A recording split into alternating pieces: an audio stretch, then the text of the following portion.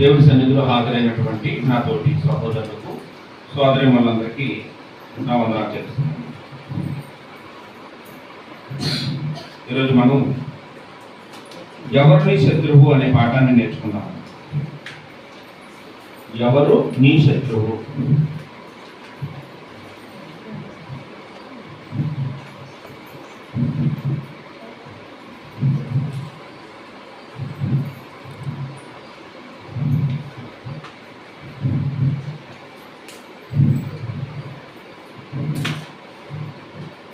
ఈ లోకంలో ఉన్న ప్రతి మనిషికి కూడా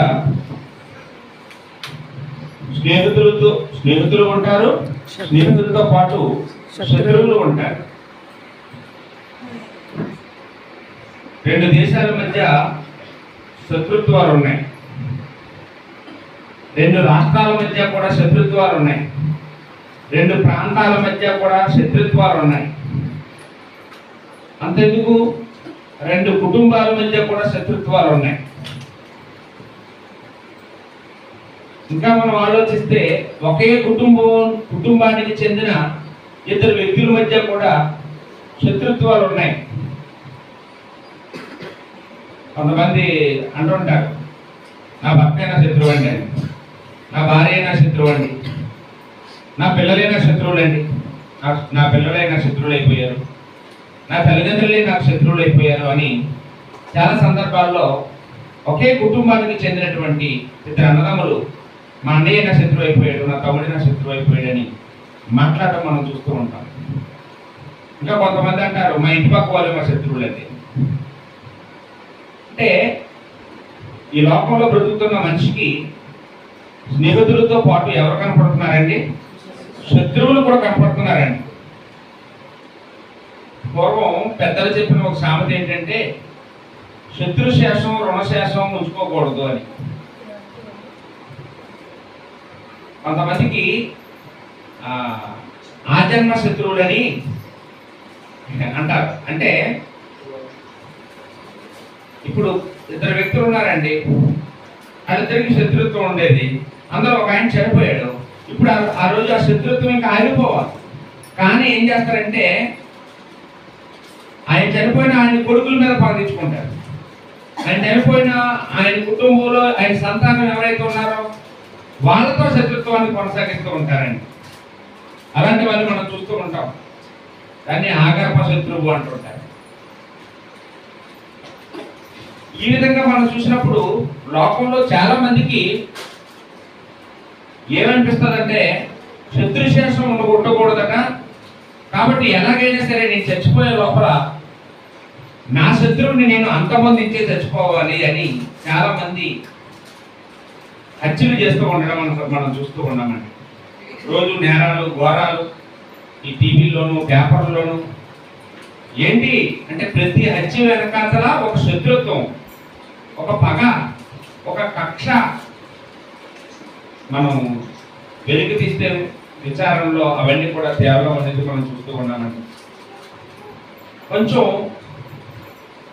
కొంచెం తెలివైన వాళ్ళు ఇంకా శత్రువులు ఎవరు అనేది కొంతమంది కనిపెట్టారండి. కొంతమంది మనం ఆటోల మీద అటు చూస్తూ ఉంటాం, వెనకతను రాస్తుంటారు, నన్ను చూసి ఏడవకరా అని. ఏంటండి, నరఘోష నీకు నమస్కారం. మీరు చదివారు ఎప్పుడైనాను? కొంతమంది ఇంటికి బోర్డు పెట్టుకుంటారు అలాంటిది, నరఘోష నీకు నమస్కారం, నన్ను చూసి ఏడవకరా. అంటే వీళ్ళ దృష్టిలో ఇంకా ఆటోను చూసిన వాళ్ళందరూ ఆయనకి స్నేహితుల మీద రాస్తున్నాడు ఆ మాట, శత్రువులను రాస్తున్నాడా? శత్రువులు అనుకుంటాడండి. మా ఇల్లుని చూసిన వాళ్ళందరూ మా ఇల్లుని చూసి ఏడుస్తారు, కాబట్టి నన్ను చూసి ఏడవకండి అనే మాట బోర్డు తెలుస్తుంటారు. మహాకవి శ్రీశ్రీ గారు ఒక మాట అన్నారండి. ఏంటంటే, శత్రువు ఎవరో కాదు, తన కోపమే తన శత్రువు అని. అంటే ఆయన కొద్దిగా బాగా ఆలోచించాడు. శత్రువులు మనుషులు కాదు, అసలు శత్రువు ఎవరంటే మనలో ఉన్న కోపమే అని ఆయన కనిపెట్టాడండి. వాస్తవానికి మహాకవి శ్రీశ్రీ గారు చెప్పినటువంటి ఆ కోపం మాత్రమే శత్రువా అంటే కోపం అనేది చాలా చిన్నదండి. కోపం అనేది చాలా చిన్నది. అసలు మన కంటికి కనపడుతున్న మనుషులు కాదండి మన శత్రువులు. మన శత్రువులు ఈ కంటికి కనపడుతున్న సమాజంలో ఉన్న ఎవరు కాదు. మరి ఎవరు అంటే ఈ లోకంలో ఉండే మనుషులకి ఈ బాహ్యనేత్రాలతో చూస్తే ఆ శత్రువులు కనపడరండి. ఈ లోకంలో ఉండే మనుషులందరికీ కూడా ఈ లోక జ్ఞానంతో ఆలోచిస్తున్నారు కాబట్టి వీళ్ళే శత్రువులుగా కనపడుతున్నారు, మనుషులే శత్రువులుగా కనపడుతున్నారు. వాళ్ళు అలాగే మాట్లాడతారు, వాళ్ళు అవి మాత్రమే చెప్పగలరు. కారణం ఏంటంటే వాళ్ళకి ఆత్మ సంబంధమైన జ్ఞానం లేదు, శరీర సంబంధమైన జ్ఞానం ఉంది, లోక సంబంధమైన జ్ఞానం ఉంది, ప్రకృతి సంబంధమైన జ్ఞానమే ఉంది. అందుకనే సామెతల గ్రంథంలో 1వ అధ్యాయం 22వ వచనంలో చూస్తే సొలొమోను గారు సామెతల గ్రంథాన్ని రాస్తూ ఒక మాట అన్నారండి. సామెతల గ్రంథం 1వ అధ్యాయం 22వ వచనంలో, జ్ఞానము లేని వారులారా మీరెన్నాళ్ళు జ్ఞానము లేని వారుగా ఉండకూడదురు అని. అంటే సొలొమోను గారు మాట్లాడుతున్నారా, దేవుడు మాట్లాడుతున్నాడా? దేవుడు సొలొమోను ద్వారా మాట్లాడుతున్నారండి. అంటే ఈ భూమి మీద ఉన్న మనుషుల కట్ట ఏమి లేదమ్మా, జ్ఞానం లేదు. జ్ఞానం లేదంటే ఈ శాస్త్రవేత్తలు వీళ్ళు ఊరుకోరండి. ఎందుకంటే జ్ఞానం లేకపోవడం ఏంటి? మనిషి కరెంట్ కనిపెట్టాడు, వాహనాలు కనిపెట్టాడు, కంప్యూటర్ కనిపెట్టాడు, ర్యాకెట్లు కనిపెట్టాడు, అంతరిక్షంలోకి వెళ్ళి వస్తున్నాడు. ఇంకా రోజు రోజుకి ఏదో ఒకటి కొత్తగా కనిపెడుతూ మనిషి ఎంతో డెవలప్ అవుతున్నాడు. మనిషికి జ్ఞానం లేదంటారు ఏంటి అనుకుంటూ ఉంటారు. మనిషికి జ్ఞానం లేదని బైబిల్ చెప్పడం లేదు. ఆత్మ సంబంధమైన జ్ఞానం లేదని చెప్తుందండి. లోక సంబంధమైన జ్ఞానం బోల్డ్ అంత ఉంది, శరీర సంబంధమైన జ్ఞానం కావాల్సినంత ఉంది, ప్రకృతి సంబంధమైన జ్ఞానం ఎంత ఉండాలో అంత ఉంది. ఏది లేదని చెప్తున్నాడండి ఇక్కడ. మరొకసారి, జ్ఞానము లేని వారులారా మీరు ఎన్నాళ్ళు జ్ఞానము లేని వారిగా ఉండకూడదు. అంటే ఏ జ్ఞానము? దేవుడు కోరుకుంటున్న జ్ఞానం ఏంటి? దేవుడు సంపాదించుకోమని చెప్తున్న జ్ఞానం ఏ జ్ఞానం అంటే ఆత్మ సంబంధమైన జ్ఞానం. అదే యాకోబు పత్రికలో అయితే పైనుండి వచ్చి జ్ఞానం, ఎవరికైనా కావాలంటే పొదవగా ఉంటే అడగండి ధారాళంగా ఇవ్వబడుతుంది అని అక్కడ చెప్పాడు. కాబట్టి భూ సంబంధమైన జ్ఞానము మనుషుల్లో ఉంది, ఏది లేదంటే ఆత్మ సంబంధమైన జ్ఞానం లేదు. శరీర సంబంధమైన జ్ఞానం ఉంది, ఆత్మ సంబంధమైన జ్ఞానము లేదు. మనిషి ఈ భూ సంబంధమైన జ్ఞానాన్ని సంపాదించుకొని ఏం కనిపెడుతున్నాడు అంటే ఈ శరీరానికి కావలసిన వాటినే కనిపెడుతున్నాడు. ఒక కరెంట్ కనిపెట్టాడు, దేనికోసం అండి? కరెంటు శరీరం కోసమే కదా. వాహనాలు కనిపెట్టాడు, దేనికోసం అండి? వాహనం ఈ శరీరాన్ని సుఖపెట్టడానికే. మనిషి ఈ భూమి మీద ఏ వస్తువు కనిపెట్టినా ఆ వస్తువుని దేనికోసం వాడుకుంటున్నాడు అంటే శరీరానికి ఉపయోగపడడానికి, ఈ శరీరాన్ని ఇంకా సుఖపెట్టడానికే తప్ప లోపల ఉన్నటువంటి అసలైన వ్యక్తి ఆత్మ గురించి ఎప్పుడూ కూడా మనిషి ఇప్పటికొచ్చి ఏది కనిపెట్టలేదండి. ఏది కనిపెట్టినా శరీరం కోసం. శరీరం కోసమే ఎందుకు కనిపెడుతున్నాడు? శరీరం కోసమే ఎందుకు పోగులాడుతున్నాడు? ఈ శరీరం మట్టిలో నుంచి వచ్చిందండి. ఎక్కడి నుంచి వచ్చిందమ్మా? మట్టి నుండి తీయబడింది శరీరం. కాబట్టి మనిషి కనిపెడుతున్న వస్తువులన్నీ కూడా ఎక్కడి నుంచి తీయబడుతున్నాయి? ఇప్పుడు బంగారం ఉందండి, బంగారం ఎక్కడి నుంచి తయారు చేయబడుతుంది అంటే భూమిలో నుండే. ఈ భూమిలో నుండే బట్టలు, ఈ భూమిలో నుండే మనం తినే ఆహారం, ఈ భూమి నుండే సమస్త వస్తువులు ఉత్పత్తి అవుతున్నాయి, ఇంకెక్కడి నుంచి రావు. కాబట్టి మనిషి ఏ వస్తువు కనిపెట్టినా కానీ ఈ భూమి నుండి వచ్చినటువంటి ఈ శరీరం గురించే, ఈ శరీర సంబంధమైన వస్తువులే కనిపెడుతూ ఉన్నాడు. మరి ఆత్మ ఎక్కడి నుంచి వచ్చింది? ఆత్మ దేవుడి నుండి వచ్చింది. దేవుని మూలంగా వచ్చింది, దేవుని వద్ద నుండి వచ్చింది. కాబట్టి ఆత్మ ఏం కోరుకుంటుందంటే ఈ ఆత్మ కోసం, ఆ పైనున్న పరలోకం కోసం, ఆ దేవుడి కోసం మనం ఆలోచించాలని మనకి చెప్తా ఉంటుందండి. ఎప్పుడైనా కానీ శరీరం ఆత్మతో చాలులే, ఈ వారం అంతా నా కోసం కష్టపడ్డావు, ఈరోజు ఈ ఒక్కరోజు వెళ్ళి ఈ రోజు నుంచి నువ్వు ఆత్మ కోసం కష్టపడాను ఎప్పుడైనా ప్రోత్సహిస్తుందండి శరీరం. ఇంకా కాసేపు ఆగు, ఇంకా కాసేపు కూర్చో, ఇప్పుడు నుండి ఎందుకు అనే అంటదండి. కొంచెం తలలోకి వచ్చినట్టు ఉంది, నీకు ఈరోజు మనీ కూడదు, నీ వయసు అయిపోయినట్టు ఉంది, ఇంకెందుకు కష్టపడటం అని శరీరం ఎప్పుడు కూడా సుఖపడాలని కోరుకుంటూ ఉంటుంది. ఇప్పటికే చాలా కష్టపడిపోయావు, ఇంకా చాలు అనేట్టు ఉంటుందండి. ఆత్మ ఏమో ఎప్పుడు దేవుడి కోసం ఆలోచిస్తా ఆలోచిస్తా ఆలోచిస్తా ఉండమని చెప్తా ఉంటారు. కారణం ఏంటంటే ఆత్మ ఎక్కడి నుంచి వచ్చిందంటే దేవుని దగ్గర నుంచి వచ్చింది, శరీరం ఏమో మట్టి నుండి వచ్చింది. కాబట్టి మనం ఈ భూలోక సంబంధమైన వాటినే మనం కనిపెట్టగలుగుతున్నాం, వీటినే శత్రువులు అనుకుంటున్నాం. కానీ మన శత్రువులు ఎవరో దేవుని యొక్క గ్రంథం నుండే మనము జాగ్రత్తగా నేర్చుకుంటాం. చూడండి, రోమపత్రిక 7వ అధ్యాయము 18వ వచనం 19వ వచనం చూద్దామండి. రోమపత్రిక 7వ అధ్యాయం. అనగా నా శరీరమందు మంచిది ఏది నివసింపదని నేను ఎరుగుదును. ఈ మాట ఎవరు చెప్తున్నారంటే అపోస్తలుడైన పౌలు గారు చెప్తున్నారండి. నాయందు అంటున్నాడు. నాయందు అంటే మనిషి 2 భాగాలు. నా అనే మాట శరీరానికి వాడబడింది, నేను నా అనే మాట ఆత్మకి వాడబడింది. అపోస్తలుడైన పౌలు గారు చాలా తెలివైన బోధకుడు, అందుకనే ఆయన స్పెసిఫిక్ గా చెప్తున్నాడు. నాయందు అనగా అంటే నా ఆత్మ గురించి మాట్లాడటం లేదు, నేను నా శరీరం గురించి మాట్లాడుతూ ఉన్నాను. నా శరీరం అందు మంచిది ఏది నాకు కనబడలేదు. శరీరాన్ని గురించి ప్రత్యేకంగా మాట్లాడుతూ ఉన్నాడండి. చదవండి. నేనైనది చేయవలనని కోరిక నాకు కలుగుచున్నది. మేలేనిది చేయాలనే కోరిక కలుగుతుందట. ఎక్కడ కలుగుతుందా కోరిక? ఆత్మలో కలుగుతుంది. మంచి చెయ్యాలనే కోరిక, మంచిని చెయ్యాలని ప్రోత్సహించేది ఏదంటే ఆత్మ. మంచి చెయ్యి, మేలు చెయ్యి, పరలోకానికి వెళ్ళేది అందుకోసం ప్రయాసపడు అని, పరలోక సంబంధమైన వాటిని సంపాదించు అని మనకి కోరికలు కలుగజేసేది, ప్రోత్సహించేది ఏదంటే ఆత్మ. భూలోక సంబంధమైన కూడబెట్టుకో అని చెప్పేది ఏదండి? శరీరం. డబ్బు సంపాదించు, ఎక్కడైనా ఒక ప్లాట్ కొను, ఎక్కడైనా మంచి ఇల్లు కట్టు, ఏదైనా పంట భూమి కొనుక్కో, బ్యాంకులో డబ్బులు వేసుకో, బంగారం కొనుక్కో, రేటు తగ్గింది వెండి కొనుక్కో అని ప్రోత్సహించేది ఏది? శరీరం. అపోస్తలుడైన పౌలు గారి కట ఆత్మ చెప్తుందట, దేంతో? శరీరంతో. నువ్వు వెళ్ళి ఇదిగో ఈ మంచి చెయ్యి, మేలు చెయ్యి, మేలేనిది చెయ్యి అని చెప్తుందట. అయితే ఏం జరుగుతుందట? చెప్తుంది కానీ కోరుకుంది కానీ దానిని చెయ్యుట నాకు కలుగుట లేదు.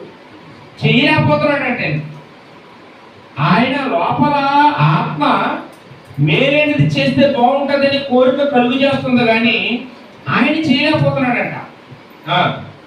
నేను చెయ్యగోరు నేను చెయ్యక చెయ్యగోరని కీడు చేయుచున్నాను. చివరికి ఏమవుతున్నాడంటే చేయాలని కోరిక కలిగి ఉన్నటువంటి ఆ కోరికను చెయ్యలేకపోయినా పర్వాలేదు కానీ చెయ్యమని చెప్పని ఆత్మ చెప్పలేనటువంటి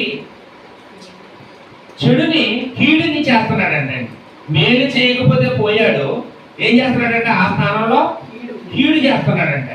ఇది పౌలు గారు ఒక్కరి సమస్య, ఈ భూమి మీద ఉన్న మనుషులందరి సమస్య, మనందరి సమస్యనండి. అనుకుంటాం ఈ రోజంతా ఒక తప్పు చేయకూడదని, ఈరోజు ఎవరితో అబద్ధం ఆడకూడదని, ఎవరిని బాధ పెట్టకూడదని, ఈరోజు ఎవరి దగ్గర మాటకాయకూడదు అనుకుంటారు. కొంతమంది పండగలప్పుడు అంటే అంటుంటారు, ఇవాళ కొత్త సంవత్సరం, ఈరోజు ఎవరి దగ్గర తిట్లు తినకూడదు, ఈరోజు ఎవరి నోట్లో పడకూడదు అంటుంటారండి. అలాగే మళ్ళీ మామూలు సాయంత్రం లోపల చాలా మంది దగ్గర తిట్లు కాయతుంటారు. ఏంటండి అనుకుంటుంటాం, చాలా అనుకుంటాం, కానీ అనుకున్నది ఒకటి, అయింది ఒకటి. పౌలు గారికి కూడా అదే జరుగుతుందటండి. రోజు కూడా శరీరమందు ఏమనుకుంటున్నాడు? మేలేది చేద్దాం అనుకుంటాడట, కానీ చివరికి ఏం చేస్తున్నాడంటే కీడే చేస్తున్నాడు అంటున్నాడు. అంటే వాస్తవానికి ఈ శరీరానికి అలాంటి స్వేచ్ఛ ఉంటుందా? ఈ శరీరానికి అలాంటి శక్తి ఏమి ఉంటుందా? ఆత్మ చెప్పినా శరీరం చేయకుండా ఉంటుందా ఎక్కడైనా? ఏముంటుందండి. యేసుప్రభు వారు మాట అన్నారండి. యోహాను సువార్త 6వ అధ్యాయం 63వ వచనంలో చూస్తే, యోహాను సువార్త 6వ అధ్యాయం 63వ వచనం ఏముందండి అక్కడ?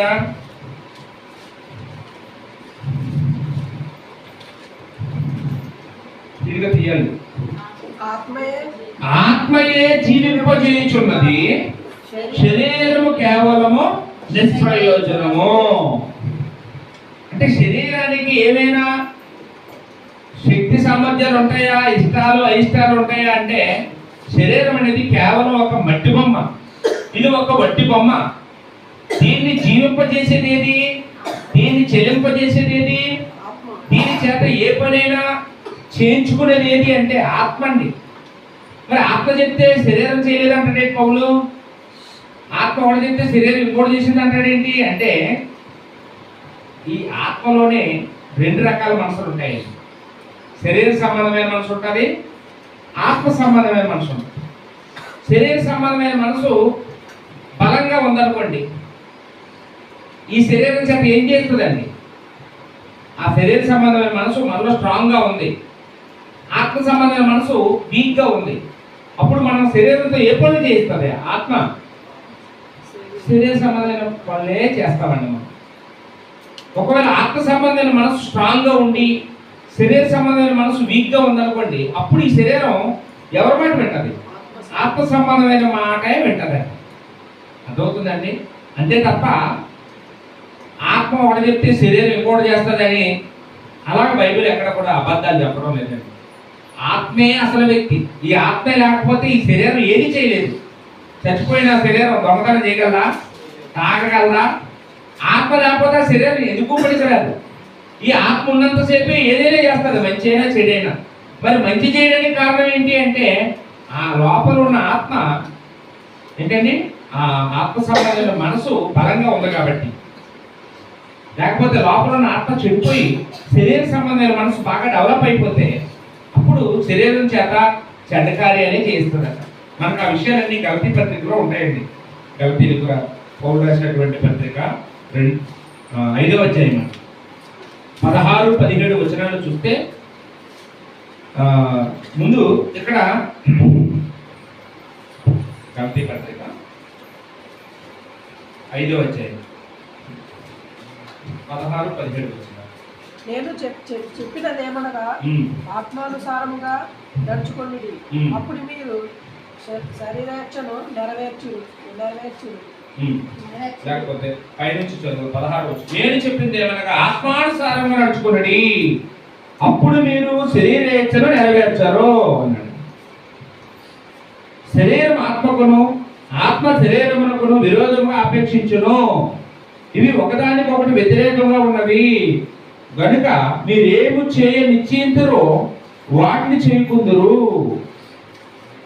కాబట్టి మనిషి చెయ్యాలనుకున్నది చేయకపోవడానికి, చేయలేకపోవడానికి, చేయకూడదనుకున్నదే చేయడానికి కారణం ఏమిటని చెప్తున్నాడంటే ఆత్మానుసారంగా నడుచుకోకపోవడం. మనం ఆత్మానుసారంగా లేనప్పుడు మనం చెడ్డ పనులు చేస్తాం.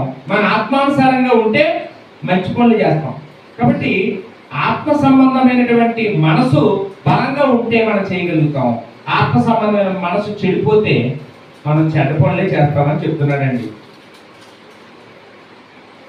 18వ వచనం, మీరు ఆత్మచేత నడిపింపబడిన ఎడల ధర్మశాస్త్రములకు లోనైన వారు కాదు, శరీర కార్యములు స్పష్టమై ఉన్నవి. అవేమనగా జారత్వం, అపవిత్రత, కాముకత్వం, విగ్రహారాధన, అభిచారము, ద్వేషములు, కలహములు, మత్సరములు, క్రోధములు, కక్షలు, భేదములు, విమతలు, అసూయలు, మత్తతులు, అల్లరితో కూడిన ఆటపాటలు మొదలైనవి. ఇంకా చాలా ఉన్నాయట, కానీ పౌలు గారు 15 మాటలు చెప్పేసి వదిలేశారండి. ఎన్ని ఉన్నాయటండి? ఈ శరీర సంబంధమైన మనసులో ఎన్ని ఉన్నాయట? ఇవన్నీ ఉన్నాయండి. ఇవన్నీ చేయించేది ఏదంటే లోపల ఉన్న శరీర సంబంధమైన మనసు. ఒక లోపల ఆత్మ సంబంధమైన మనసు ఉందనుకోండి, ఈ శరీరంతో ఏ పనులు చేస్తుందో తెలుసా? ఆ తర్వాత వెంటనే చెప్తున్నాడు 22వ వచనంలో, అయితే ఆత్మఫలం ఏమనగా ప్రేమ, సంతోషం, సమాధానం, దీర్ఘశాంతం, దయాలత్వం, మంచితనం, విశ్వాసం, సాత్వికం, ఆశా నిగ్రహం. ఇవి ఆత్మ సంబంధమైన మనసు గలవారు చేసే పనులండి. ముందు చెప్పుకున్న 15 శరీర సంబంధమైన మనసు గలవారు శరీరంతో చేసే పనులు. తర్వాత చెప్పుకుని ఆత్మ సంబంధమైన మనసు గలవాళ్ళు శరీరంతో చేసే పనులు. రెండు శరీరంతో చేసినవే. ప్రేమ చూపించాలి, ఎలా దేంతో చూపిస్తామండి? శరీరంతోనే కదా. ఏంటండి, ఏది చేయాలని శరీరంలో ఉండాలి, కానీ చేయించేది ఆత్మ. ఆత్మలో ఉండే 2 రకాలైనటువంటి మనసులు ఈ పనులు చేస్తూ ఉన్నాయి. ఒకవేళ మనం శరీర సంబంధమైన మనసు కలిగి శరీరంతో చెడ్డ పనులే చేయిస్తే మనం ఏమైపోతామని చెప్తున్నాడు ఇక్కడ. ఇట్టి వాటిని చేయవారు, 21వ వచనం, ఇట్టి వాటిని చేయవారు దేవుని రాజ్యమును స్వతంత్రించుకొననేరని మీతో స్పష్టంగా చెప్పుచున్నాను. ఇలాంటివి చేస్తే, ఈ శరీరంతో చెడ్డ పనులు చేస్తే, శరీర సంబంధమైన మనసుతో బ్రతికితే మీరు దేవుని రాజ్యానికి చేరుకోలేరని నేను స్పష్టంగా చెప్తున్నాను అని పౌలు గారి ద్వారా పరిశుద్ధాత్ముడు మనకి చెప్తా ఉన్నాడండి. ఈ విషయాలన్నీ అర్థమైన తర్వాత పౌలు గారు మాట అన్నారు చూడండి. ఇందాక రోమపత్రిక మనం చదువుకున్నాము. రోమపత్రిక 7వ అధ్యాయం 24వ వచనం. అయ్యో నేనెంత దౌర్భాగ్యుడనో, ఎట్టి మరణమునకు లోనకు శరీరం నుండి నన్ను ఎవడు విడిపించును అని గుండెలు బాదుకొని అరుస్తున్నాడండి పౌలు గారు. అర్థమైపోయింది ఆయన శరీరం ఎలాంటి పనులు చేస్తుందని అర్థమైపోయిందట అతనికి. దౌర్భాగ్యమైన శరీరం, ఇట్టి దౌర్భాగ్యం, నేను ఎంత దౌర్భాగ్యుడను, ఇట్టి మరణమునకు లోనకు శరీరం నుండి నన్ను ఎవడు విడిపించును. అయితే నేను ఇప్పుడు చనిపోతే నిత్య నరకానికి వెళ్ళిపోతానా అని అర్థమైతే పరలోకానికి వెళ్ళనా? ఈ శరీరంతో చెడ్డ కార్యాలు చేస్తున్నానంటే నా లోపల ఉన్నటువంటి ఆత్మ శరీర సంబంధంగా మారిపోయిందా? అయ్యో నేను ఎంత దౌర్భాగ్యుడిని అని గుండెలు బాదుకొని నన్ను ఎవడు విడిపించును, ఎవరైనా ఉంటే సాయం చేయండి, ఎవరైనా ఉంటే నన్ను కాపాడండి, నాకు వాక్యం చెప్పండి, నన్ను రక్షించండి అనట ఎవరైనా కోరుకుంటారు. మనం ఒక మనిషికి నువ్వు ఎలా పతనమైపోయావో నీకు అర్థమయ్యేలా చెప్తే నువ్వు కూడా బాధపడతావు. ప్రస్తుతం మనిషికి ఆర్థిక పతనం గురించి తెలుసు, ఆరోగ్య పతనం గురించి తెలుసు. అలాగే మనం చాలా రకాల పతనాల గురించి మనం ఒప్పుకుంటాం. అవునండి పతనం అయ్యారండి, ఎలా రోజు రోజుకి వయసు వస్తుంది ఏంటండి అంటుంటాం. ఏంటండి, కానీ ఆత్మీయ పతనం ఉన్నదనే సంగతిని అసలు మనం పట్టించుకోమండి. మనం ఆత్మీయంగా పతనం అవ్వకూడదు. ఎంత వయసు పెరుగుతుందో అంత ఆత్మీయంగా ఎదగాలి, ఆత్మీయంగా దిగజారకూడదు, ఆత్మీయ పతనం అవ్వకూడదండి. పౌలు గారికి అర్థమైంది. అయ్యో అని అట పెద్ద కేక పెట్టి, నేను ఎంత దౌర్భాగ్యుడిని, ఇట్టి మరణం నుంచి నన్ను ఎవరు విడిపిస్తారు అని ఆయన వేడుకుంటూ ఉన్నాడండి, కేకలు వేస్తూ ఉన్నాడు. ఈరోజుకి కూడా మనందరవి కూడా పతనం అవ్వడానికి, మనల్ని పాడు చేయడానికి వాడపడుతున్నటువంటి ఒక కంటికి కనపడినటువంటి ఒక శరీరం ఏంటండి, అది మన కంటికి కనపడుతుందంటే కనపడదు. అది ఎక్కడుందండి? శరీర సంబంధమైన మనసు. మన శత్రువు ఏదండి? శరీర సంబంధమైన మనసు.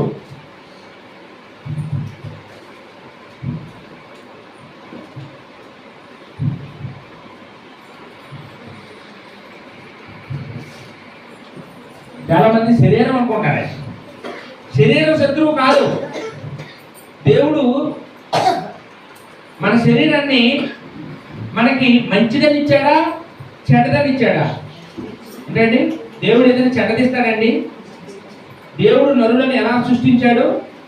యథార్థవంతులుగా.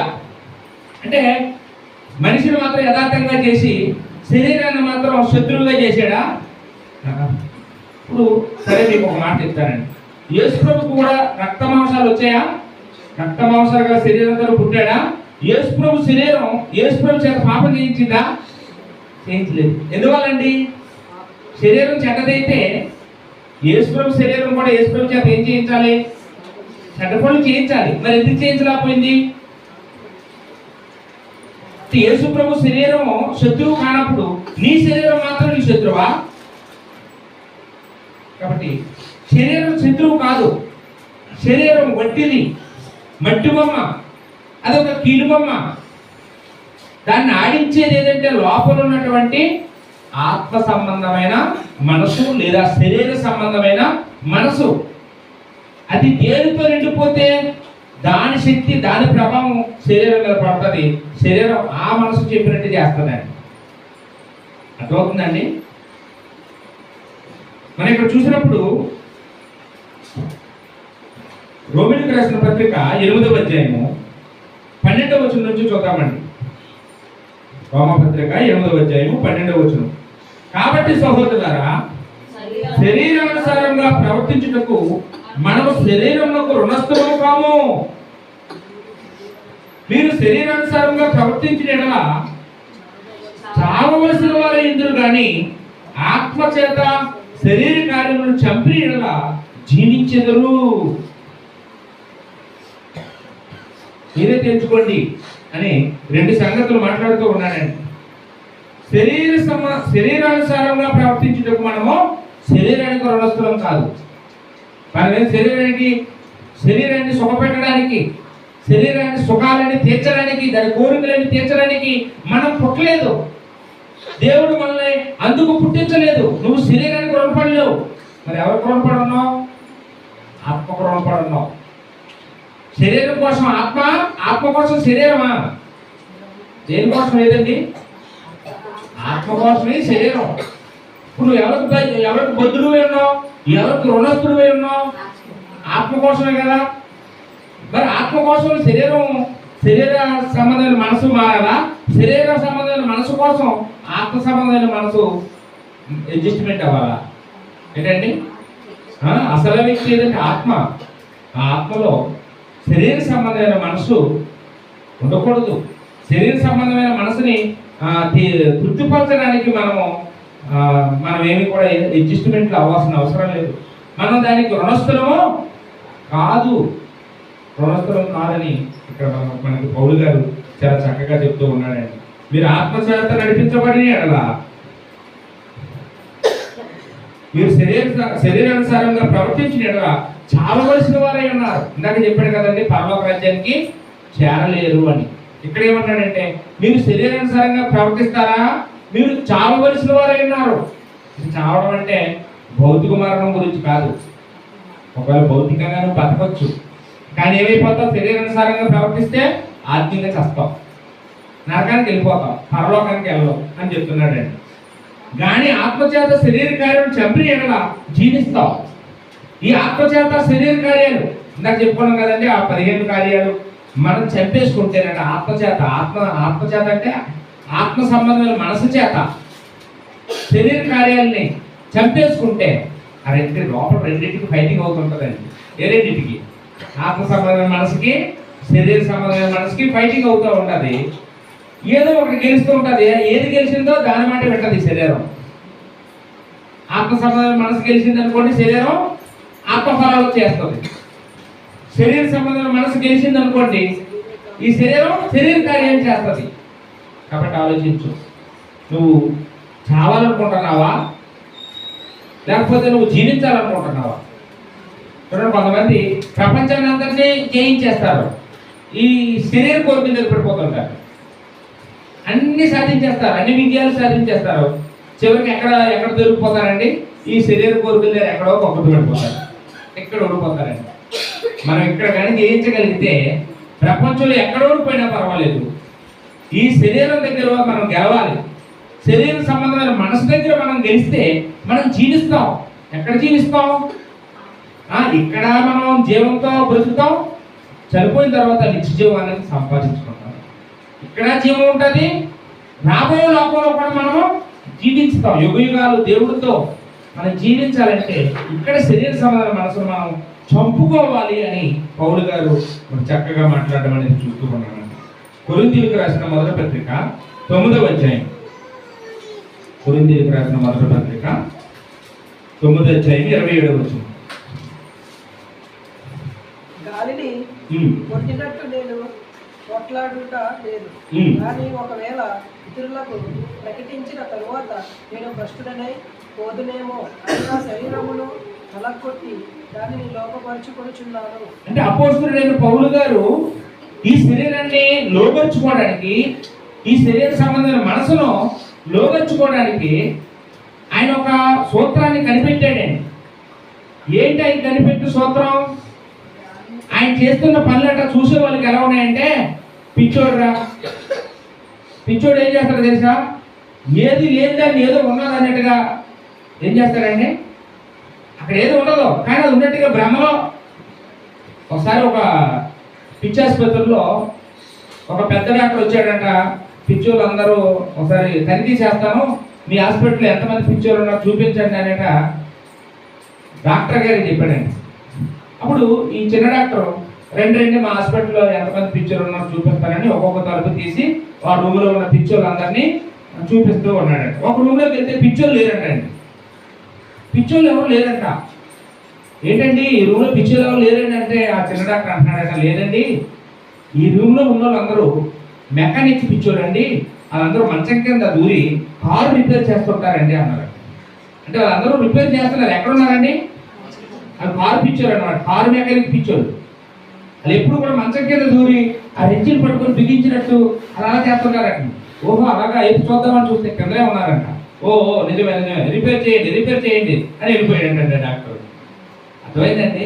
అంటే నేను చాలా సరదాగా చెప్పాను చింటూ. పౌలు గారు చేసే పనులు చూసే వాళ్ళకి ఎలా ఉన్నాయి? పిచ్చోడు పనులాగా ఉన్నాయి, గాలి కోసం ప్రయాసపడేట్టు ఉన్నాయి.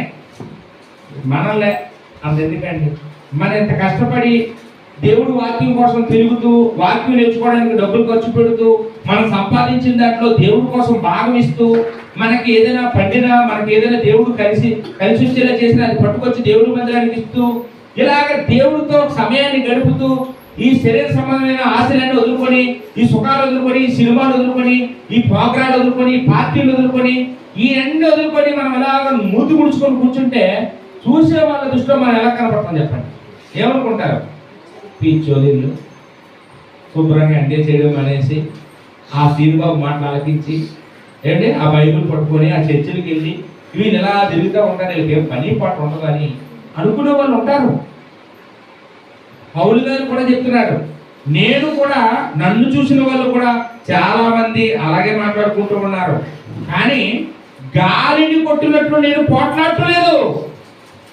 నేనేమి గాలిని ఎంతసేపు కొడితే గాలికి వస్తుంది?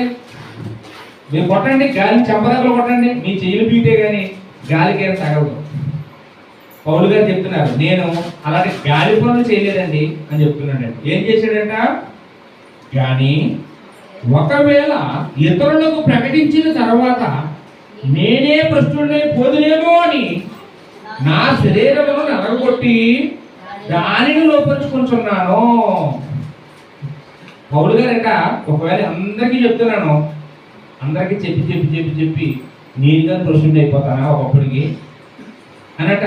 లేదు ఇతరులకు ఏదైతే చెప్తున్నానో దానిని నేను మాదిరిగా చూపించాలి, చెప్పడమే కాదు నేను మాదిరిగా చూపించాలన్నట. ఆయన ఏం చేస్తున్నాడంటే నా శరీరమును నలగొట్టి అన్నాడు. శరీరాన్ని నలగొట్టి అంటే మనం చాలా నలగొడుతుంటాం. పసుపు కొమ్ములు, అల్లం, టీ చేసేటప్పుడు ఏంటంటే యాలిగులు నలగొడతారు కదా, అలాగే సుత్తెట్టుకొని ఏలు మీద చేతుల మీద మండ మీద కొట్టుకుంటున్నాడా పౌలు గారు? ఓ రాయి పట్టుకొని చెత్త కొట్టుకున్నాడు ఒళ్ళు. శరీరాన్ని నలగొట్టుకోవడం అంటే అదా? శరీరాన్ని నలగొట్టుకోవడం అంటే ఏంటండి? ఇప్పుడు మీరు ఎప్పుడైనా వ్యవసాయం పనులకు వెళ్ళారా? మోపులు మోతున్నాడు, మీకు నొప్పులు వస్తాయా? ఇంకా ఆ రోజు ఎక్కువైపోయింది రావుతుందండి. రోజు ఎవరింటికాడికి వెళ్ళి ఒక అరగంట అసుకొట్టు వచ్చేవాళ్ళు కూడా ఆ రోజు వెళ్ళమండి. ఎందుకంటే వాళ్ళంతా ముప్పై అయిపోయింది, ఇంక ఈ రోజుకి రెస్ట్ తీసుకుందాం, ఇంకో ఓపిక లేదు, ఎక్కడికి వెళ్ళలేదు అనుకుంటారంట.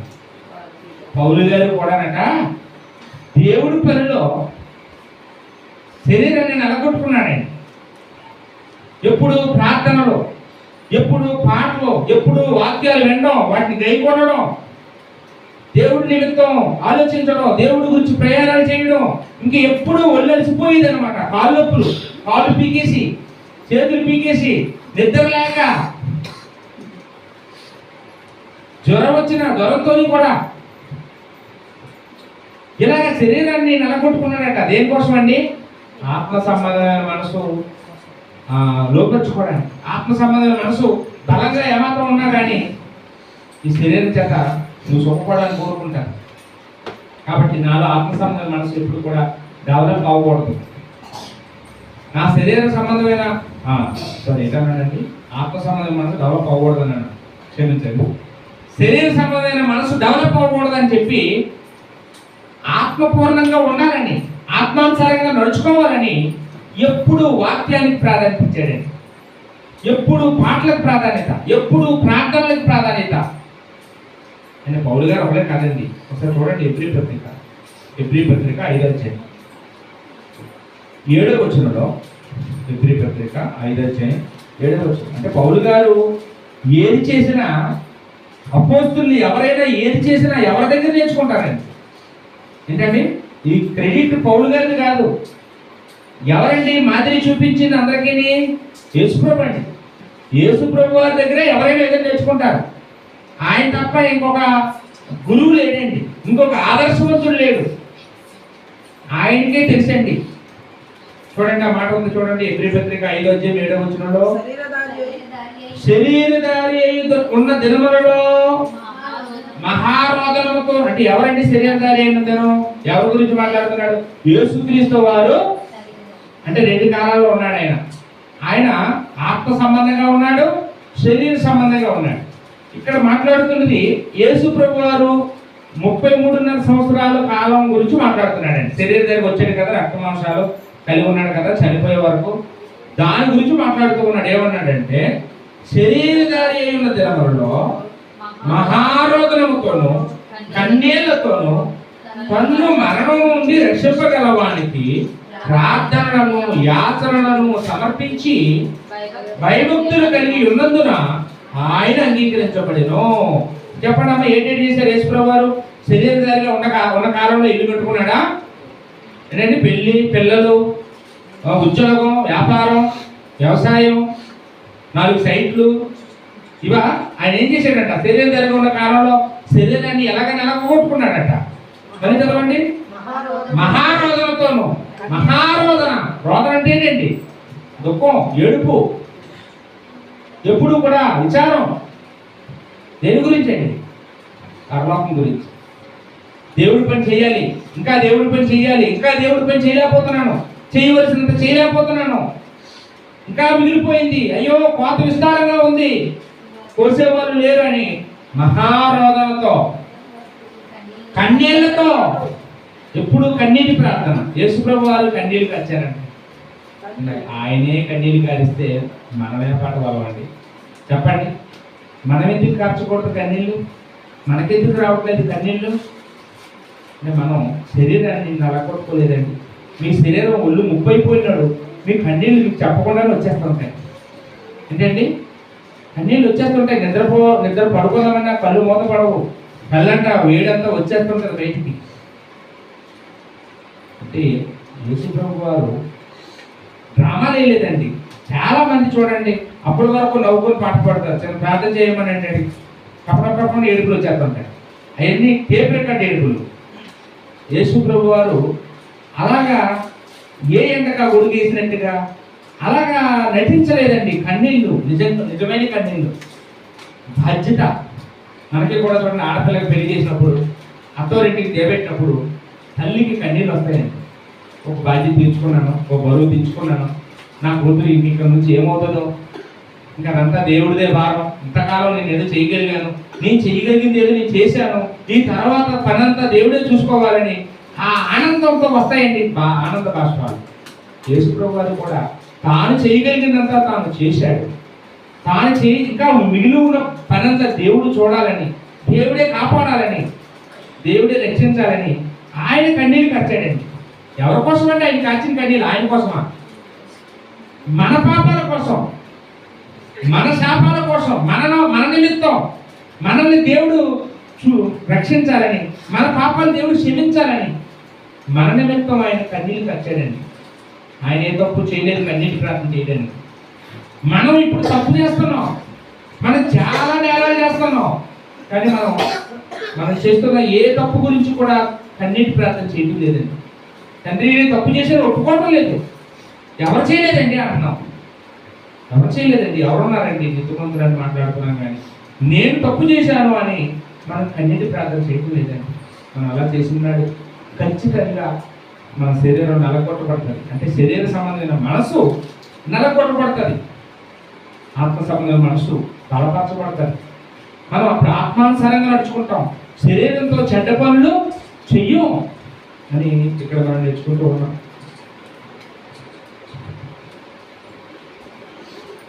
యేసుక్రీస్తు వారు శరీరధారిగా ఉన్న కాలంలో విశ్రాంతి లేదట. ఆయన పగలంతా సువార్త, రాత్రంతా పగలంతా సువార్త, రాత్రంతా ప్రార్థన. అంటే ఎక్కడుందండి విశ్రాంతి ఆయనకి చెప్పండి? ఎక్కడైనా ఉందండి? అందువల్ల ఆయన ఈ శరీరానుసారైన మనసును జయించగలిగాడు. అందుకని యేసుక్రీస్తు వారి శరీరము ఆయన చెప్పినట్టే విన్నది, శరీరం చెప్పినట్లుగా ఆయన వినలేదు. కాబట్టి శరీరం శత్రువు కాదండి, ఇది వాక్యం తెలియని వాళ్ళు మాట్లాడే మాట. దేవుడు ఈ దేహాన్ని ఇచ్చినవాడు దేవుడు. ఈ దేహం నిర్మాణం వెనకాతల ఎవరి హస్తం ఉందండి? దేవుడు హస్తం. మానవుడు మనంతా మనం కలిగిన వాళ్ళం కాదు. మానవుని సృష్టించింది, నిర్మించింది ఎవరంటే, ఆ శిల్పి ఎవరంటే దేవుడండి. దేవుడు ఎప్పుడు కూడా శత్రువుని మనకు ఇవ్వడం, శత్రువుని ఇవ్వలేదు దేవుడు. దేవుడు మంచి శరీరాన్ని ఇచ్చాడు. మనమే ఈ శరీరంతో చెడ్డ పనులు చేస్తున్నాం. ఈ మంచి చెడ్డల తెలివి ఆదాము అవ్వల వల్ల మనకు సంక్రమించడం వల్ల మనం ఏం చేస్తున్నామండి? శరీరంతో లేదా మన ఆత్మ ఆ మంచి చెడ్డల తెలివిని మనం సద్వినియోగం చేసుకోలేకపోతున్నాం. చెడుని విడిచిపెట్టి మంచిని చెయ్యాలి, కానీ మనం ఏం చేస్తున్నామండి? మంచిని విడిచిపెట్టి చెడుని చేస్తున్నాం. ఆ చెడు చేసి ఆ శరీరంతో చెడ్డ పనులు చేసి మనం నరకానికి వెళ్ళిపోతాం. కాబట్టి మనం అలా కాకుండా, లోకంలో ఉండేవారి వల్లే కాకుండా, మన శత్రువు ఎవరో మనకు అర్థమైపోయింది. మన శత్రువు చుట్టూ ఉన్నవాళ్ళు, మన ఇంటి పక్క వాళ్ళు, మనం చూసి ఏడ్చేవాళ్ళు, వీళ్ళు కాదు మన శత్రువులు. మన శత్రువులు మనుషులు కాదు. మన శత్రువులు ఏదంటే మనలో, మన కంటికి కనపడకుండా లోపల శరీర సంబంధమైన మనసు మన శత్రువు. ఆ శత్రువు మీద మనము దాడి చేసి మనం గెలవాలి అని. అది ఎలా దాడి చేయాలంటే వాక్యంతోనే. ఎలా దాడి చేయాలంటే ప్రార్థనలు, కన్నీటి ప్రార్థనలతోనే, ఉపవాసాలతోనే మనం ఆ శరీర సంబంధమైన మనసుని నలగొట్టగలం. ఎక్కువ వాక్యాలు వినాలి, ఎక్కువ ప్రార్థనలు మనం గడపాలి, ఎక్కువ దేవుడితో గడపాలి, దేవుడి పిల్లలతో గడపాలి, ఆత్మ సంబంధంతో గడపాలి. వారానికి 1 గంట 2 గంటలు ఆత్మ సంబంధంతో గడిపి తర్వాత వారం అంతా శరీర సంబంధంతో గడిపితే ఏది డెవలప్ అవుతుంది? ఏంటండి, ఏది డెవలప్ అవుతుంది? శరీర సంబంధమైన మనసు డెవలప్ అవుతుందా? ఆత్మ సంబంధమైన మనసు డెవలప్ అవుతుంది. శరీర సంబంధమైన మనసు డెవలప్ అవుతుంది. కాబట్టి అలా కాకుండా వారం అంతా మనం ఆత్మ సంబంధంతో మనం గడపడానికి ప్రయత్నించేద్దామండి. రైట్. రెండవదిగా ఇంకొక మన శత్రువు ఎవరో చూద్దాం. 1 పేతురు పత్రిక 1వ అధ్యాయం 5 నుంచి 8 వచ్చిన 1 పేతురు 1వ అధ్యాయము 5వ వచనం నుంచి చదువుతున్నాను. చదవండి. తెలుసు కదా మా అందరికి కంఠస్థ వాక్యమే.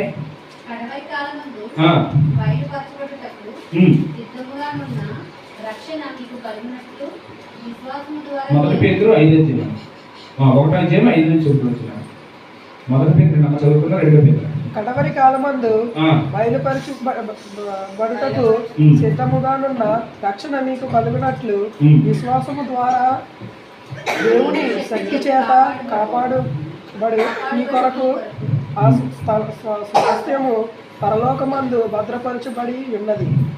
ఇందువలన మీరు మిక్కిలి ఆనందించుచున్నారు కానీ అవసరమును బట్టి నానా విధములైన శోధనల చేత ప్రస్తుతమును కొంచెము. అక్కడ మీ విరోధి అపవాది గర్జించు సమూహలే తిరుగుతున్నాడని మాట ఉంటుంది కదండి. 8వ వచనంలోనా? 8వ వచనం. మీరు ఆయనను చూడకపోయినను ఆయనను ప్రేమించుచున్నారు.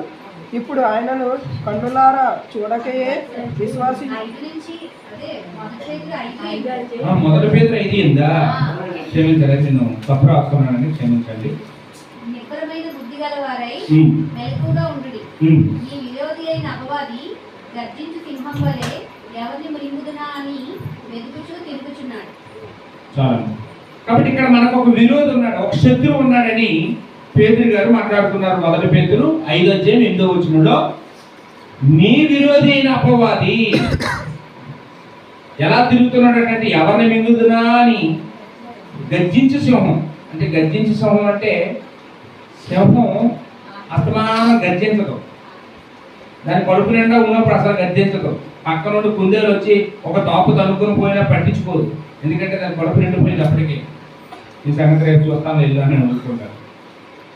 ఆకలితో ఉన్నప్పుడు ఆహారం కానీ దొరకకపోతే గాండ్రించేస్తారు, గర్జిస్తారు. అంటే సాధారణ గడట ఎంతమందిని మింగాడో కానీ వాడు ఆకలి ఇంకా తీరలేదు, ఇంకా వాడి కడుపులో చాలా గ్యాప్ ఉంది, ఇంకా కావాలి ఇంకా కావాలి అన్నట మనుషుల్ని మింగడానికి వాడు ప్రయత్నం చేస్తూ ఉన్నాడు అని ఇక్కడ మాట్లాడుతూ ఉన్నాడండి. కాబట్టి ఇక్కడ మన శత్రువు ఎవరండి? అపవాది. అపవాది యొక్క సాతానండి.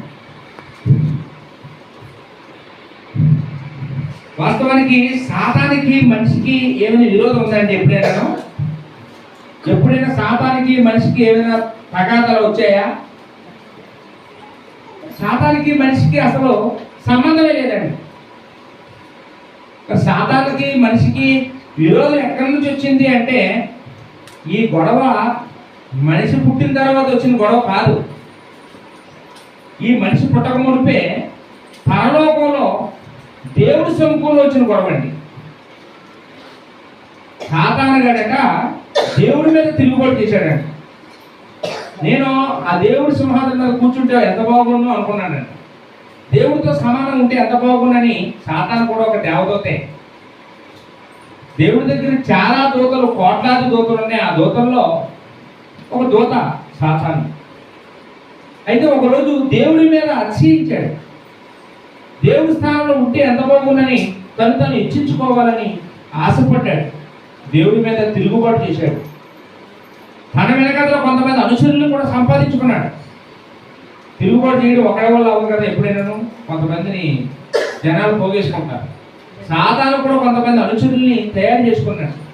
అప్పుడు దేవుడు ఏం చేశాడంటే వాటిని, ఆ అపవాదిని, వాడి దూతల్ని పరలోకం నుంచి భూమి మీదకి పడదోసేసాడండి. ఈ విషయాలన్నీ ప్రకటన గ్రంథం 12:9 వచనంలో ఉంటాయండి. చూడండి, ప్రకటన 12:9. కాగా పరలోకమును మోసపుచ్చుచు అపవాది అనియు సాతాను అనియు పేరు గల ఆది సర్పమైన ఆ మహా గట్టి సర్పము పడద్రోయబడెను. అది భూమి మీద పడద్రోయబడెను. దాని దూతలు దానితో కూడా పడద్రోయబడిరి. కాబట్టి మీకు తెలుసు కదండి, పరలోకం నుంచి దేవుడు సాతానుని వాడి దూతల్ని కూడా భూమి మీదకి పడదోసేశాడు. అక్కడ ఉండకూడదు అని చెప్పి దేవుడు పడదోసేశాడు. ఎందుకు పడదోసేశాడంటే దానికి కారణం ఏంటండి?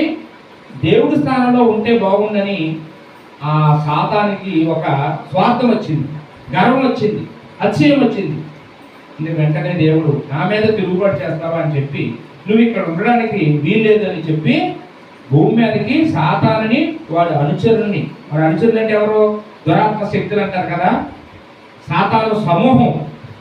అవన్నీ కూడా ఎవరంటే వాడి అనుచరులు, ఆ దూతల్ని కూడా కిందకి పంపించేసినట్టుగా చూస్తున్నాం. లోకాసు వార్తలో 10వ అధ్యాయం 18వ వచనంలో కూడా యేసుక్రీస్తు వారు ఒక విషయాన్ని చూశానని చెప్తున్నాడండి. యేసుక్రీస్తు వారి కంటికి కనపడిందండి ఈ దృశ్యం.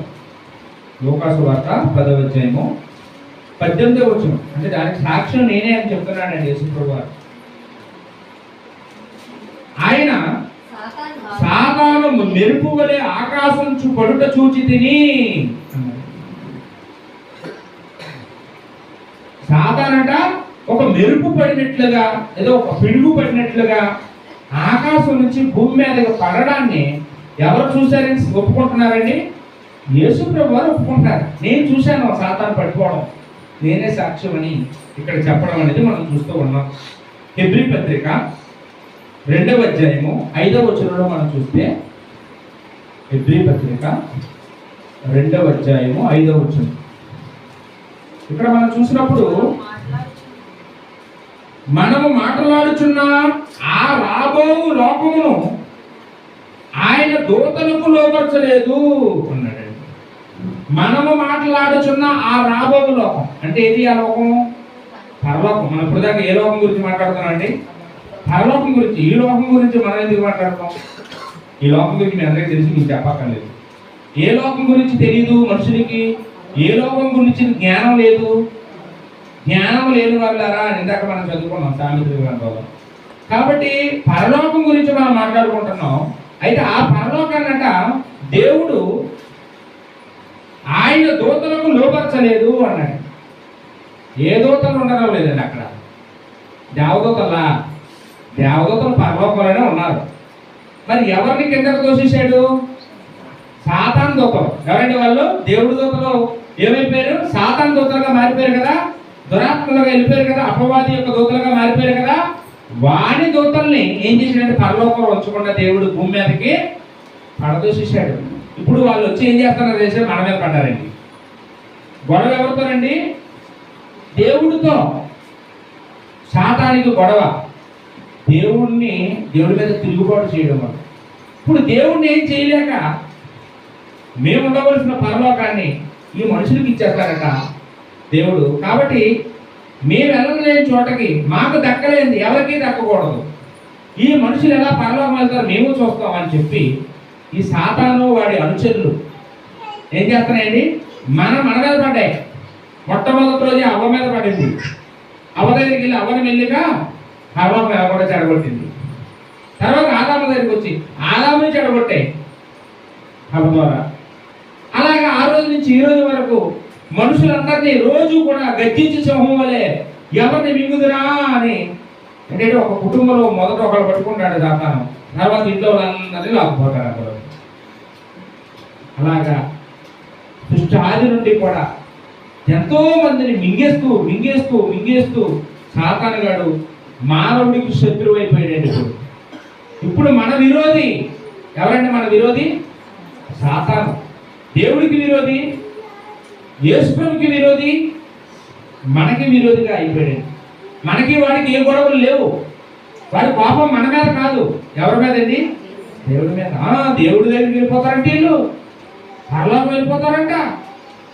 నేనే పడదోలి పడ్డాను, నాకు దక్కలేదు, ఎవరికి దక్కడానికి వీలు లేదు. ఎలాగెళ్తుందో చూస్తాను పరలోకం, నేను బతికుండగా ఎలాగెళ్తుందో చూస్తానని చెప్పి పందెలు వేస్తుంటాడండి దేవుడితో. పందెం వేసాడా? ఒక వ్యక్తి విషయంలో పందెం వేసాడా? సాతాను ఎవరి విషయంలో? యోబు దగ్గర. చూస్తాను ఏమాత్రం యథార్థవంతుడో చూస్తాను. కానీ యోబు ఎవరిని గెలిపించాడు? దేవుడిని గెలిపించాడు. యోబు గెలిచాడు, సాతాను ఓడిపోయాడు. యేసు ప్రభు కూడా దేవుడిని గెలిపించాడు అండి, సాతాను ఓడించాడు. బైబిల్లో ఎంతో మంది, యోసేపు దేవుడిని గెలిపించాడు, సాతాను ఓడించాడు. ఎంతో మంది సాతాన్ని గెలిపించిన వాళ్ళు కూడా లేకపోలేదండి. ఎంతో మంది సాతాన్ని గెలిపించి. సొలొమోను ఎవరిని గెలిపించాడు? సాతాన్నే. సంసోను ఎవరిని గెలిపించాడు? సాతాన్నే. సమూయేలు దేవుడిని గెలిపించాడు. ఏలీ కుమారులు సాతాన్ని గెలిపించారు. ఇలాగ మనం చూసినప్పుడు శత్రువు చేతిలో ఓడిపోయిన వాళ్ళు, శత్రువుని ఓడించిన వాళ్ళు బైబిల్లో ఎంతో మంది మనకి కనపడుతూ ఉన్నారండి. ఇంకా యాకోబు గారు అన్నారు, యాకోబు పత్రిక 4:7 మనం చూస్తే, దేవునికి లోబడుడి, అపవాదిని ఎదిరించుడి, అప్పుడు వాడు మీ ఎదురు నుండి పారిపోవును. మనం ఏం చేయాలమ్మా? మనం ఏం చేయాలంటున్నాడు యాకోబు గారు 4:7 దేవునికి లోబడండి. మీరు ఎంత దేవుడికి లోబడతాడో, మీరు ఎంత లోబడతారో దేవుడికి, అంత సాతాను మీద ఎదురు పారిపోతాడు. మీరు ఏమైనా ఒక్క విషయంలో దేవుడిని ఎదిరించారో, ఎదురు సమాధానం చెప్పారో, సాతాను టెస్ట్ వేసుకొని మీ నెత్తి మీద కూర్చుంటాడు. ఒక్క విషయంలోనైనా దేవుడికి లోబడండి, దేవుడికి లోబడండి, అపవాదులు ఎదిరించండి, అప్పుడు పారిపోతాడు. ఇప్పుడు దేవుడికి లోబడకుండా అపవాదులు ఎదిరించండి, చూద్దాం ఏమైపోతాడు.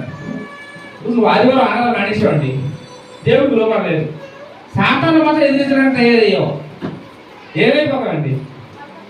నువ్వు దేవుడికి లోబడితే దేవుడు నీకు సహాయం చేస్తాడు, అప్పుడు నువ్వు వెళ్ళి సాతాను జయించగలవు.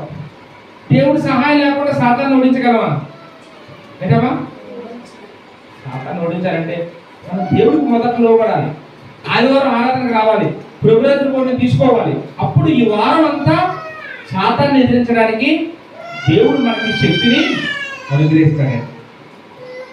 ఎఫెసీ పత్రిక 6:12-16 వరకు మనం చూస్తే ఇక్కడ కూడా సాతాన్ని మనం ఎలా ఎదిరించాలో పౌలు గారు చక్కని విషయాలు మనకు రాయించాడండి. ఎఫెసీ 6:12 ఎలాగనగా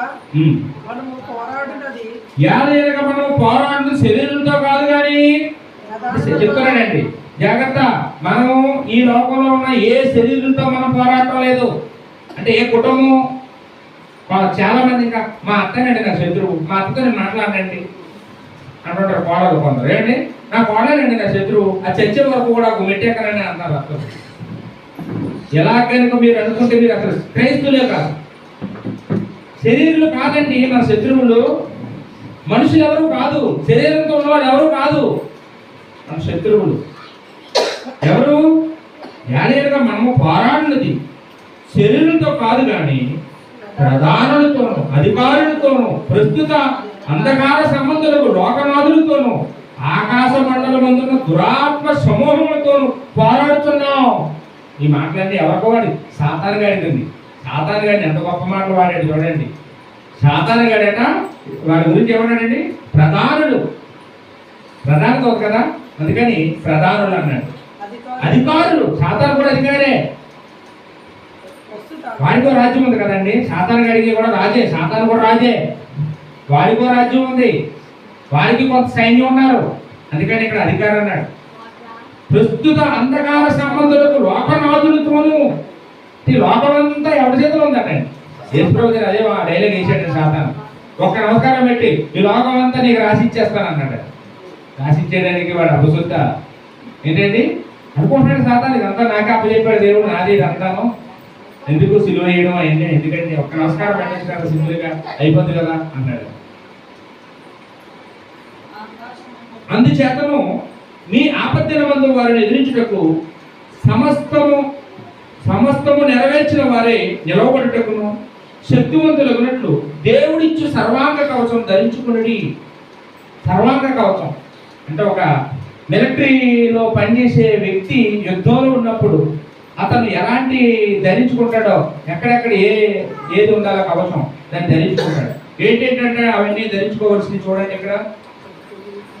యానగా మీ నడుమునకు సత్యమును దట్టి నడడానికి ఒక బెల్ట్, దాని పేరు సత్యం. సత్యాన్ని ఎప్పుడు కూడా నడడానికి ఉన్న బెల్ట్ లాగా ఉండాలట. మనం సత్యంలో ఉన్నంతసేపు మనం బలంగా ఉంటాం. మనం అబద్ధాన్ని మనం కొనసాగిస్తే, అబద్ధాలు ఆడితే బలహీనం అయిపోతాం. మనం సత్యం మాట్లాడితే బలంగా ఉంటాం. కాబట్టి మనం ఎప్పుడు కూడా సత్యం అనేది తట్టి మనకు నడడానికి ఉండాలి. నీతి అని మైమరుపు అంటే మీ ఛాతీ మీద వేసుకుంటారు కదా సైనికులు, రేకులాగా ఉంటుంది, దాన్ని ఎవరైనా కత్తి సరిగ్గా గుచ్చుకోకుండా గుండెకి, అదే అనమాట. పాదములకు సమాధానకరమైన సిద్ధ మనసును జోడుతూ తొడుక్కొని ఉండండి. అంటే ఎప్పుడైనా సరే పాదాలకు ఎలా ఉండాలంటే సమాధానకరం. నేను అక్కడికి వెళ్ళాను ఎక్కడికి వెళ్ళాం అన్నట్టు అన్ని చోట్లకి వెళ్ళాలి, అందరితో సమాధానంగా ఉండాలి.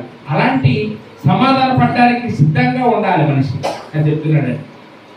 ఇవన్నీ కనుక విశ్వాసం అనే డాలు. అంటే ఎవరైనా శత్రువులు అప్పుడప్పుడు మన మీద నిందలేస్తూ ఉంటారు. ఏంటంటే మనం ఏ తప్పు చేయకపోయినా తప్పు చేసామంటారు. అప్పుడు ఏం చేయాలండి? మనం విశ్వాసం అనే డాలుతో నేను కాదు కదా అనుకుంటే నాకే అనుకొని అని వదిలేయాలండి. అడ్డుకొని తోసేయాలి, అడ్డుకోవాలి, తోసేయాలి. మనం వాటిని భయపెట్టుకోకూడదు. మన చేతిలో విశ్వాసం ఉండాలి ఎప్పుడు కూడా. నేను కాదు కదా అనుకోవాలన్నమాట. దానితో మీరు దృష్టిని అగ్నిబాణములన్నిటినీ ఆత్మశక్తి శక్తివంతులైనవి. ఎవరో చెప్తారు, అమ్మ జ్వరం వచ్చినట్టు ఉంది, కోం కట్టించుకుంటే చిక్కులుగా పోదు కదా, ఎందుకు అవన్నీ?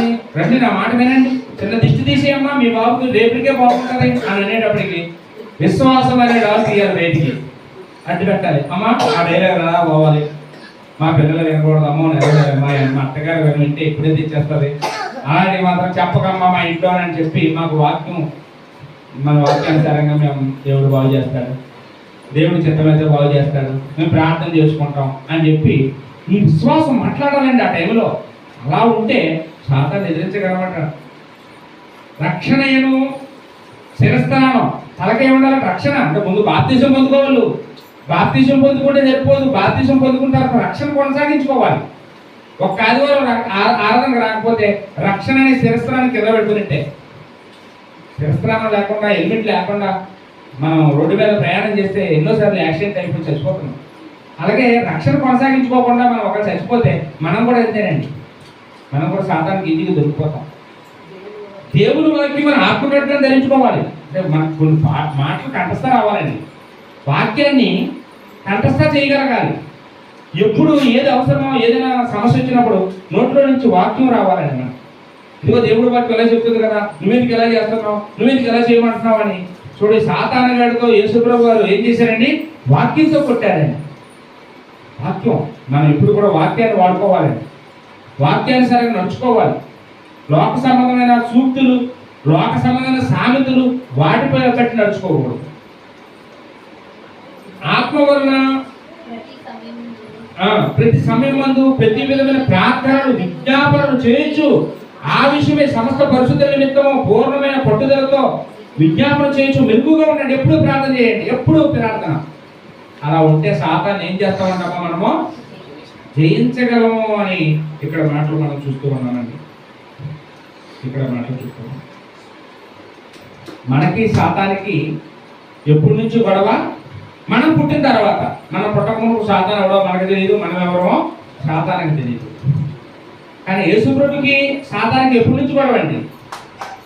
యేసుప్రభు ఈ భూమి మీద శరీరం దగ్గర రాకమునిపే సాతానికి యేసుప్రభుకి శత్రుత్వం ఉందండి. పరలోకంలోనే మొదలైంది, మీకు చెప్పాను కదా. అందుకనే ఆదికాండం 3:15 సర్పంతో దేవుడు చెప్తాడు ఏమని? నీ సంతానానికి స్త్రీ సంతానానికి వైరము కలుగు చేయుదును, నువ్వు మడం మీద కొడతావు, అది నిన్ను తల మీద కొడతాది అని చెప్పాడు. అంటే ఏది అది?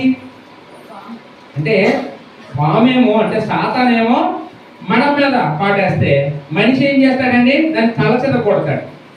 తల తప్ప ఇంకెక్కడ కొట్టినా బతికేస్తుంది పాము, కాబట్టి తల మీద కొట్టి దాన్ని చంపేస్తాం. ఇక్కడ ఆ సర్పాన్ని చెదగొట్టేవాడు ఎవడండి? యేసుప్రభు అండి. సాతాన్ని పూర్తిగా ఓడించి నాశనం చేసేది ఎవరంటే యేసుప్రభు ఒక్కడే. యేసుప్రభు వారు ఆ బాప్తిసం పొందుకున్న వెంటనే శోధించినప్పుడే సాతాన్ని ఓడించేసాడండి. తర్వాత సిలువ మీద యేసుప్రభు వారు జయించినప్పుడు, తన మరణాన్ని సహించి జయించినప్పుడే సాతాను ఓడిపోయాడండి. ఇప్పుడు ప్రస్తుతం సాతాను ఎక్కడున్నాడు తెలుసండి? యేసుప్రభు పాదాల కింద ఉన్నాడండి. యేసుప్రభు పాదాల కింద సమస్తం ఉన్నాయి, పాదాల కింద ఉన్నాయి. యేసుప్రభు వారు ఆ సాతాను నెత్తి మీద కాలు వేసుకొని ఉన్నాడండి. నేను చెప్పడం లేదు, చూడండి 110వ కీర్తన 1వ వచనంలో, 110వ కీర్తన 1వ వచనంలో ఈ మాట చాలా చోట్ల బైబిల్లో రాయబడిన మాట. ఇది పేతురు గారు కూడా అపోస్తలుల కార్యాలు 2:34-35 వాడారు. పౌలు గారు కూడా వాడారండి. 1 కొరింథీ 15:25 వాడారు. లూకా గారు, మార్కు గారు, అందరికి ఇష్టమైన వాక్యం అండి ఇది. ఏంటి చూడండి ఆ మాట. ప్రభువు నా ప్రభు అంటే తండ్రి అయిన ప్రభు కుమారుడైన ప్రభువుతో సెలవిచ్చిన వాక్కు. అదండి ప్రభు నా ప్రభు అంటే దావీదు గారండి. అక్కడ దావీదు గారు రాస్తున్నారు, రైటర్ ఆయన. ప్రభు నా ప్రభు. దావీదుకు ప్రభు ఎవరు? యేసు. ప్రభు అంటే ఎవరు? యెహోవా. యెహోవా దేవుడు యేసు ప్రభుతో చెప్పిన మాటని దావీదుతో రాయిస్తున్నాడండి. నేను నీ శత్రువులను నీ పాదములకు పీఠముగా చేయి వరకు నా కుడి పార్శ్వమున కూర్చునుము. యెహోవా నీ పరిపాలన. కాబట్టి ఇక్కడ ఏమన్నాడంటే దేవుడు, నాయనా నువ్వు నా కుడి పార్శ్వంలో కూర్చోవు. ఎప్పటి వరకు కూర్చుంటా తెలుసా? నీ శత్రువులను నేను నీ పాదపీఠంగా చేసేవారు. శత్రువు అన్నాడా? శత్రువులను అన్నాడా? శత్రువులను అంటే యేసుప్రభుకి సాతాను ఒకడే కాదు, వాడి దూతలందరూ శత్రువులే. యేసుప్రభుకి మనుషులు ఎవరైనా శత్రువులు ఉన్నారండి? ఆయనకి ఎవరు లేరండి.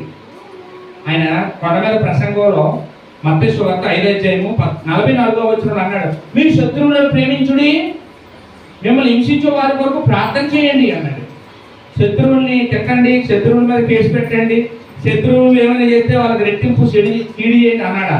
అంటే యేసుప్రభు శత్రువులు ఉన్నట్టే లేరంటే అది బట్టి లేరండి. యేసుప్రభుకి మనుషుల్లో ఎవరో శత్రువులు లేరు. మరి యేసుప్రభు పాదాల కింద ఉన్న శత్రువులు అందరూ ఎవరో? సాతాను, వాడు దూతలే. సాతాను వాడు అనుచరులే, ఆ దురాత్మలే. సాతాను ఒకడే ఎనిమి అండి యేసుప్రభుకి, ఇంకొక ఎనిమి లేదు. ఇస్కరియోతు యోధా కూడా యేసుప్రభుకి కీడు చేశాడు, కానీ యేసుప్రభు మాత్రం నా చెలికాడా అన్నాడండి. నా చెలికాడా, నువ్వు చేయాలనుకుంటే త్వరగా చెయ్యి అన్నాడండి. చెలికాడైన మాటకు అర్థం ఏంటండి? నా స్నేహితుడా అన్నాడండి. యోధాని కూడా యేసుప్రభు వారు శత్రువుగా చూశారా, స్నేహితుడిగా చూశారా? స్నేహితుడిగానే. ఆయన యోధా కాళ్ళు కూడా కడిగాడంట. శత్రువు అనుకుంటే కడుగుతామా మనం? ఏంటండి ఒకసారి ఆలోచించండి. యేసుప్రభుకి మనుషుల్లో ఎవరు శత్రువులు లేరు. యేసుప్రభుకి ప్రధానమైన శత్రువు ఎవరు ఉన్నారంటే సాతాను. యేసుప్రభు వారు సాతానును ఓడించాడు పూర్తిగా. ఆయన ఎప్పుడు ఓడిస్తాడట? పూర్తిగా ఎప్పుడు ఓడిస్తాడట? చూడండి, 1 కొరింథీ పత్రిక 15:25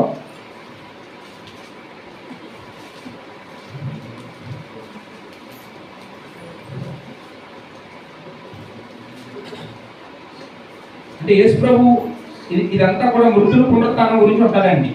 1 కొరింథీ 15 అనగానే మృతుల పునరుత్థానం గురించి ప్రశ్నిస్తారు, మృతులు ఎలా లేస్తారు అని. యేసు ప్రభు వారు ఆ మృతుల పునరుత్థానం అంటే యేసు ప్రభు రెండో రాకడలో ఆయన ఏం చేస్తాడో చెప్తూ ఉన్నాడు అనమాట. ఏం చేస్తాడట ఆయన వచ్చి? 25 ఎందుకనగా తన శత్రువులందరినీ తన పాదముల కింద ఉంచు వరకు ఆయన రాజ్యపాలన చేయుచుండవలను, కడపట నశింప చేయువాడు శత్రువు మరణము అన్నాడు. అంటే ఇక్కడ యేసు ప్రభు వచ్చి నాశనం చేసేటటువంటిది, చివరిన నాశనం చేసేది ఏంటంటే సాతాను అన్నాడు. సాతాను, మృత్యువు. మరణం అంటే మృత్యువు, మృత్యువు అంటే సాతాను. సాతాను అంతం చేస్తాడు పూర్తిగా. అంటే ప్రస్తుతం ఆల్రెడీ ఓడిపోయాడు, కాలు కిందే ఉన్నాడు, కానీ ఇంకా బతికే ఉన్నాడు. సాతాను బంధించబడే ఉన్నాడు ఇంకా, కానీ వాటిని తీసుకెళ్ళి ఆ నరకంలో పడేస్తాడు. అది ఎప్పుడండి? యేసు ప్రభు రెండోసారి వచ్చినప్పుడు. ప్రకటన గ్రంథంలో ఆ విషయాలు చాలా బాగా రాయబడతాయండి. గత 2 దశలోనిక పత్రిక 2:8 కూడా మనకి విషయాలు కనపడతాయి. 2 దశలోనిక 2:8 అప్పుడు ఆ ధర్మ విరోధి బయలుపరచబడును. ప్రభువైన యేసు తన నోటి ఊపిరి చేత వారిని సంహరించి తన ఆగమన ప్రకాశము చేత నాశనం చేయును. ధర్మ విరోధి అంటే ఎవరు? సాతాను. సాతానుని యేసు ప్రభు వారు ఎప్పుడు నాశనం చేస్తారో? రెండోసారి వచ్చినప్పుడు. ప్రకటన గ్రంథం 20:7-10 ప్రకటన 20:7-10 ఇది కూడా సాతాను నాశనం అండి. ప్రకటన గ్రంథం 20:7 సాతాను అంతం ఎప్పుడు జరుగుతుందంటే ఇదిగో యేసు ప్రభు రెండో రాకడలో జరిగే విషయాలు ఇవన్నీ.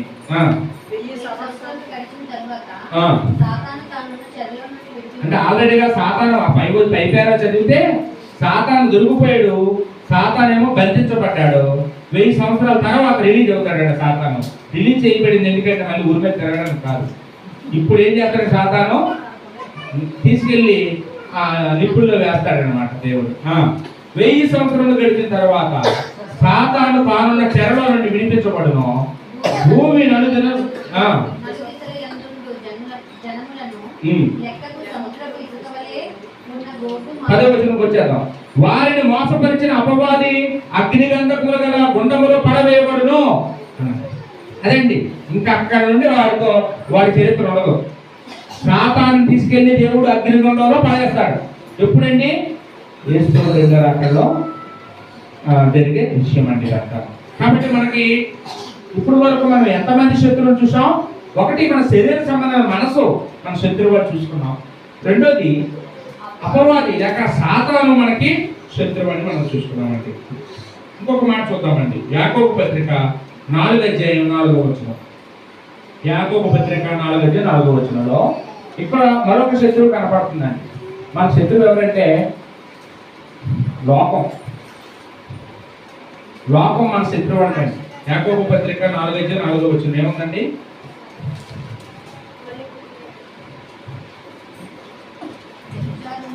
ఈ లోక స్నేహము దేవునితో వైరమని మీరు ఎరుగరా?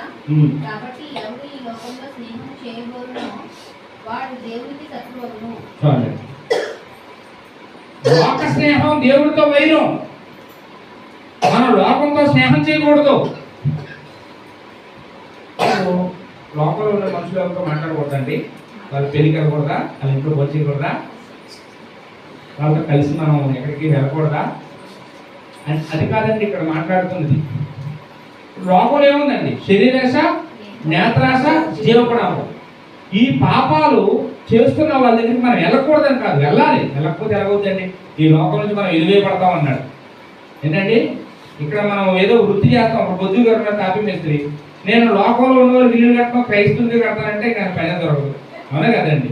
ఇక్కడ మన అందరికీ వర్క్ చేయాలి. అందరి దగ్గరికి వెళ్ళాలి, అందరితో మాట్లాడాలి, అందరూ పెట్టింది తినాలి, మనం పెట్టింది వాళ్ళు తింటారు. ఇది గురించి కాదండి. అంటే ఒక వ్యక్తి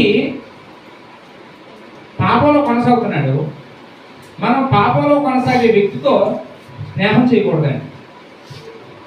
ఒకవేళ పాపంతో కొనసాగుతున్నాడని తెలిసి కూడా నువ్వు అతని దగ్గరికి వెళ్ళావు, అది కూడా తప్పు కాదు, వెళ్ళొచ్చు.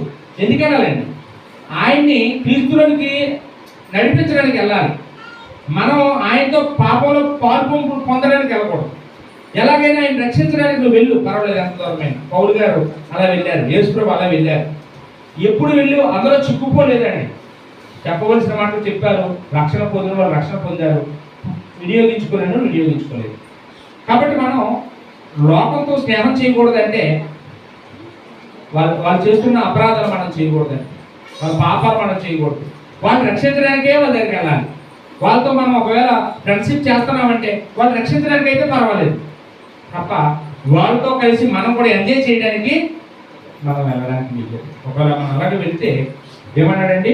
లోకం వ్యభిచారులారా ఈలో ఒక స్నేహము దేవుడితో వైరమని మీరు ఎరుగురా. కాబట్టి ఎవడి లోకంతో స్నేహం చేయకూడనో వాడు దేవుడికి శత్రువు. ఇప్పుడు మనం ఒకవేళ లోకంతో స్నేహం చేస్తే ఎవరికి శత్రువులు అయిపోతామండి? దేవుడికే. దేవుడే విరోధి అయితే ఇంకెవరైనా మనం రక్షించేది? మనకి ఈ లోకంలో ఎవరైనా విరోధులు ఉంటే దేవుడు మనం రక్షిస్తాడు. దేవుడే మన శత్రువు అయిపోతే దేవుడితో యుద్ధం చేస్తే నువ్వు గెలుస్తావా, దేవుడు గెలుస్తాడా? నువ్వే ఓడిపోతావు, దేవుడే గెలుస్తాడు.